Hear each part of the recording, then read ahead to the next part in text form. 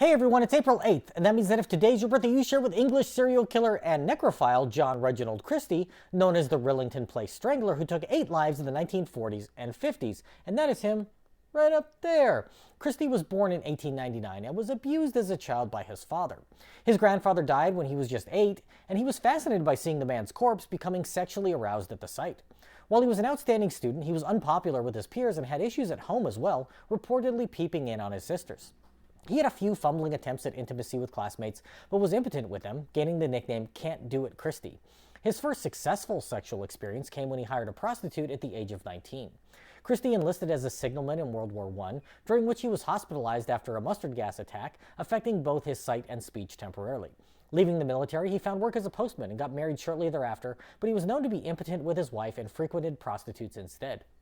The marriage came to an end after 4 years, and during that time, Christie began to run afoul of the law, spending time behind bars for theft, assaulting a prostitute, and stealing a car.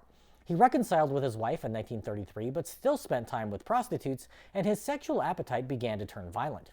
In 1938, they moved into 10 Rillington Place in the Notting Hill neighborhood of London, and in 1943, Christie killed for the first time, strangling one of his companions during sex. The next year, he killed again, knocking a coworker unconscious with carbon monoxide gas, then choking her to death and committing acts of necrophilia. He did the same to a pregnant neighbor a few years later, killing her while her husband believed he was giving her an illegal abortion. The husband was convicted and hanged for the murder in 1950, partially based on evidence provided by Christie.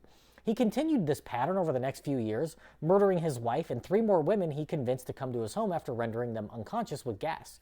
The police investigated his home as part of these disappearances, but came up empty in their searches, despite a human femur being used to prop up a rickety fence in the garden. Christie was only caught in 1953 when he moved, and a new tenant in the old home found their bodies hidden in the cellar. Christie was convicted of the murder of his wife and hanged in 1953 on the same gallows that were used to execute the husband of his earlier victim, who was pardoned posthumously. The film 10 Rillington Place was filmed in the actual home where the events took place and was released in 1970, starring Richard Attenborough as Christie and John Hurt as his neighbor. That's a killer cast. The home was later demolished, and a grass lawn now sits at its former location amidst a row of homes.